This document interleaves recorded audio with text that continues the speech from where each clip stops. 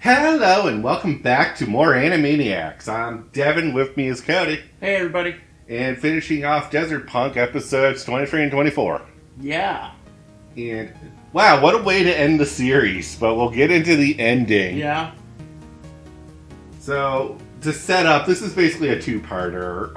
Almost a three-parter if I remember the last episodes. Yeah. Basically, the last four episodes, like after Desert Punk dies, the last four episodes are kind of like a big last arc. Yeah. And the first is Kasuna coming into her own. She's on her own, no master. Second is more, let's hint that things aren't as what they seem. Yeah. Here we get to know the sides that are in this upcoming war. Yeah. Which are the guy who made the board game and made a fortune out of that. Yeah. And him wanting to run these rebels to take over the government, overthrow the government, for the people, in quotations. Yeah. Which can be seen behind the scenes. It's obvious that he's kind of a villain. Mm-hmm. The way he refers to everyone as his puppets. Yeah. Not, the most inspiring. So, and we have the government troops, or we're on the side of the government. We might not be working directly with the government. Yeah. But we don't want to see it overthrown. Yeah. Fair. And we find out that Junko, the guy who ran the tank from season 1, Mm-hmm. Khan or whatever. So I'm something dragon. Dragon Khan or something. Fire Dragon Khan. Yeah. Yeah. And mysterious robot men and frog guy. Yeah. He looks like a frog. I'm sorry, he looks like a frog in that armor. Desert frog. Oh God. And on our side, we have the Machine Gun Brothers, Kasuna, Mitch, and Natsuko, And Striker, and Tech. We don't remember Tech much, but he was that guy who was trying to... Question. Yeah? Who's Mitch? Mitch is the young apprentice to Kasuna. Oh, The right. little boy that hulks out. Right. Yeah. Mitch the bitch. That's a good one. Because that's what he is. Yeah. Throughout, you watch this kid and you're like, wow, why is this kid even bothering? Or why is Kasuna even wasting time on this? And then you see, oh, he has a Hulk syndrome. Yep. Got it. That's like having a nuke in your back pocket at any moment. Except you want to make sure you can control it. Which, I think that's what she learned near the end of this. Yeah.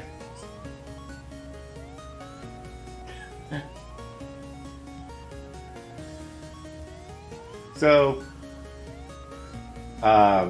just to set the scene is we're trying to protect this lab where we're artificially making those weapons from the old times, the cyborgs.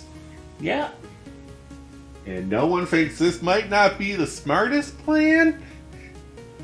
Or at least Stryker and Tech, we have our reservations about this. And then the old guy's like, well, here's what's going to happen. My fake scenario is after we overthrow the government, I am going to step down, kill myself or whatever. I'm not going to be around. Mm-hmm. I'm also going to take out all the robots with me, and then you two are going to run the country. Yep, and they're like, oh yeah, start talking and Oh yeah, the that's room. Yeah. As soon as they leave the room, wow, those puppets are easy to control. I was like, and you're evil. Yep. And you know exactly how to manipulate the people around you. Just tell them what they want to hear. Yeah.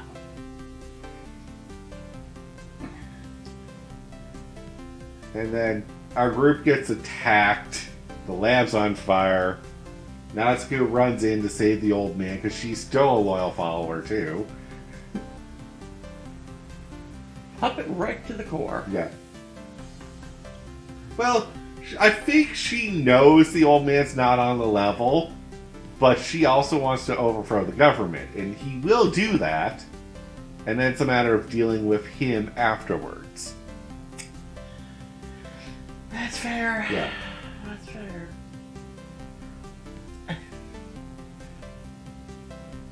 And then the tank rolls up Then the tank rolls in. and stalks. Yeah. Well, speaker for the tank. Junko's voice. Yeah. I'm it's like, mm. Yeah, so we find out Junko and the tank guy are on the same team. And they're here to stop this laboratory from being in operation. Yep. And we surround you with cyborgs. Except for their balloons. Kasuna sees through them that they're balloons and starts popping them. Yep. And there's only one person crazy enough to use balloons in combat. And then you hear the voice. You always saw through that. Yeah. And he's alive. Somehow, he's alive. Yeah, he somehow survived a fist through the heart. Well, through the chest. We don't know Through if it the hit the chest. heart. And the facility blowing up. So, at some point, nothing of this gets explained, but my theory is that one of the robots grabbed him and took him Yeah, before the place blew up. yeah. And he's like, I'll join you. Yeah, basically, one, he knows that the old man is not on the level, so him running the rebel operation is not going to be a proper operation where it's for the people. Yeah, it's gonna be for him. Yeah. Secondly, Desert Punk doesn't really have an issue with how the government's running things. He's Okay. learned the rule of the desert is it's the strongest live and the weakest have to suffer. Yeah. If you can't get stronger, that you're going to die. Mm-hmm. That is very true. Yeah, so it's one of those. Yeah, the government sucks, and if you have a shit life, it sucks. But at least you have a chance to get out of it if you work towards that. Yep. If you're under the old man's rule, where everyone's supposed to be a paradise, how long until it's whatever paradise he says it is? And if you don't do what he says, you're dead. Yeah, that's Yeah. that's fair. You'd rather someone who didn't give a crap about you than someone who wants to control you. That's fair. Yeah. That's Desert Punk's logic, and I kind of side with that a bit. Yeah. And we'll go right into the last episode because they kind of mash together. So, highlights are we have one last showdown between Junko and Kasuna, where Kasuna actually gets a shot off, hits Junko. We think she's bleeding out. Now she did have help. Yeah. Rain Spider Yeah. decided to show up for once. Yeah. He's like, I'm under contract, and then ties up Junko Yep. in razor wires. Like, if you move, you're basically in ribbons. And then, you know, not, Junko's like, oh, I can't go out like this. Reaches in and pulls out a grenade. He's like, look out, she's got a grenade! Move, Rain Spider! Bang! oh. Oh, I wasn't expecting you to pull the shot, kid. We think she's bleeding out. Yeah. And as soon as, like, they leave, I was like, she's not dead or hurt. And there's a small smile on her face. I was like, tomato ketchup or something. Pulls out a can of tomato Yes. juice. So I know it's expensive, but it saves my life. It's like, I was like, you lucked out she shot you there. You have two really huge targets on your chest. plus your head. Yeah. Oh yeah, no, she got her in the head. Bye. Yeah. But I don't think Kasuna is out to kill. Like, she looked really stunned by the shot she took. So I didn't mean to do a killing blow. I just wanted to, stop you. But here we are. Meanwhile, the machine gun brothers are here to fight the tank. And remember how we took it out the last time? Let's just do that again, because no one could possibly be smart enough to remember their weaknesses and, compensate for those. Such as, if heavy objects falls on my tank, it kills my tank. What didn't they fix, Devin?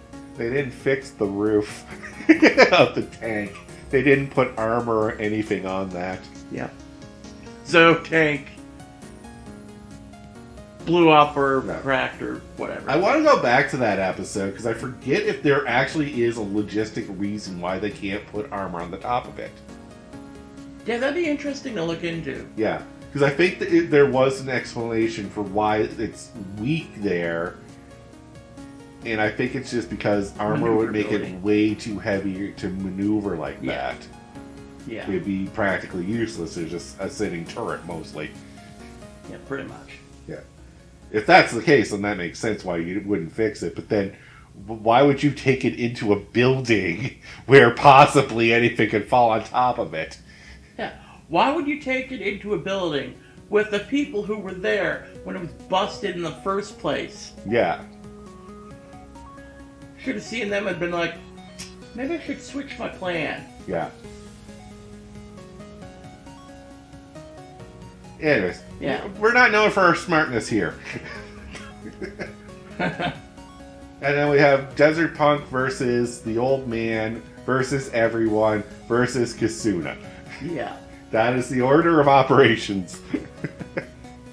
So, Desert Punk shows up, calls out the old man's bullshit. Mm-hmm. He's like, he's not actually here for you guys. He's just in it for more money, more power. Also, the old man was setting up a... Blow us all. Yeah.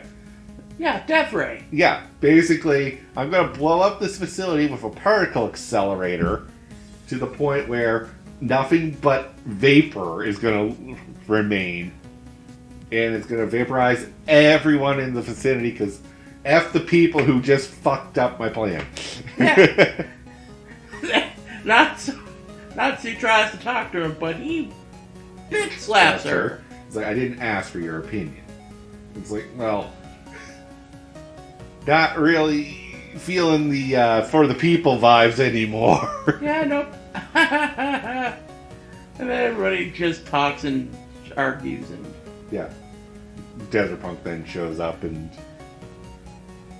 I think Natsu shoots him and it's one of the balloons and he's like, I still can't believe you fell for that. Even Kasuna's catching on to those. Yeah. And if that got you, this next part's really going to get you. Yeah, I can't remember what he did. Oh, the robots come out of nowhere. Oh, yeah. Yeah, the camouflage robots that have been probably there the whole time. Now, correct me, is this when Rain Spider dips out again? A little after this, Rain Spider dips out. But he only dips out to get the truck so we can escape. Well... I think Rain Spider's motives are very questionable and all over the place. Also, I'm suspicious when his exact words were "cow bitches." Yeah. Oh yeah, no, you gotta put on a show. You gotta make it look like I'm leaving. He's crazy. Oh yeah, no, let's not analyze Rain Spider too much on this. Yeah, no.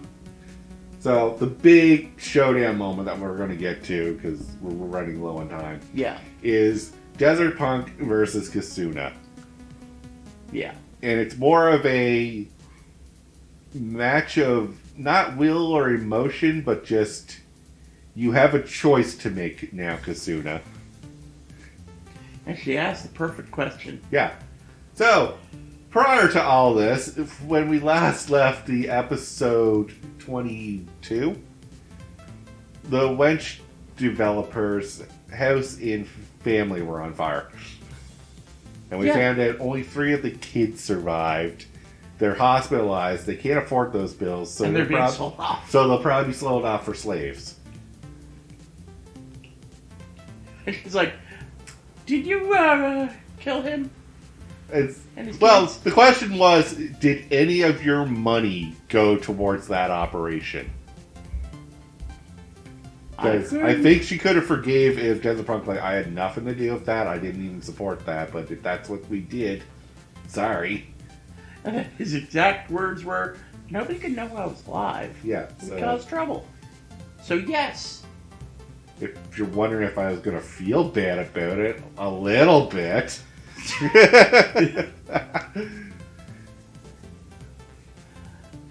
And then Desert Punk just lays out, like, your options are to join my side. We can be master apprentice again if you want, whatever. Or we try to kill you. Or we're enemies. And she's like, we're enemies then. Yeah. Unfortunately, we have to be enemies. And we managed to make a getaway, but the facility still blows up because we forgot that was going on. Yep. And, oh, sorry. The one thing about the Desert Punk versus Kasuna is Desert Punk thinks he has the upper hand, and Kasuna pulls some better than Desert Punk maneuvers. Because he's like, wait, where's your wench? You're like, if you're my apprentice, you never leave that wench behind. Yeah. And then Kazuna's like, I bet you didn't know the wench could do this. Calls it back, and basically it's tied to several grenades around the facility, so when the wire gets pulled, it pulls all the pins. And blows everything up. Yeah. Causing mass chaos, disruption, and a chance to get away. And then the other thing is like, oh yeah, by the way, I picked a more suitable apprentice than just some nobody that doesn't do anything. Mitch can turn Hulk. Watch. And I guess kill your father is the trigger word to make Mitch Hulk out. Yeah, I'll kill your father. It's like, wow. Okay.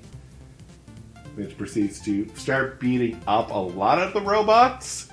Yep. And Desert Punk is like, oh crap. No, he doesn't seem too concerned about that. Mm-hmm. He's like, well, we still got the numbers. Might Hulk out, but he's like, there's no control behind that. As long as we outsmart him, we're fine, but... And then here comes Rain Spider in the truck. Yeah. And everyone in the truck! And as soon as I saw him pull up, I'm like, I hate you. Yeah, I know. I was like, I love and hate Rain Spider at the same time. He's such a wild card. That voice started great on me. Yeah. And the laughing. Oh, yeah. The laughing's pretty good. Oh, yeah. So, what this all amounts to is we get away, the facility blows up, and we just kind of like go back to business as usual. And that's the final episode. Like, there's so much more we could do with this series, but... And I'm hoping that a manga is continuing it, or continues it. Possible. Which is always possible. Oh, yeah. Because they literally said this is like the last episode, we're not doing more episodes. It'd be interesting if someone tried to reboot this and do a further, but I don't see that. But we'll save all that conjecture for the aftermath. So until next time, have yourselves a good one, guys. Peace out.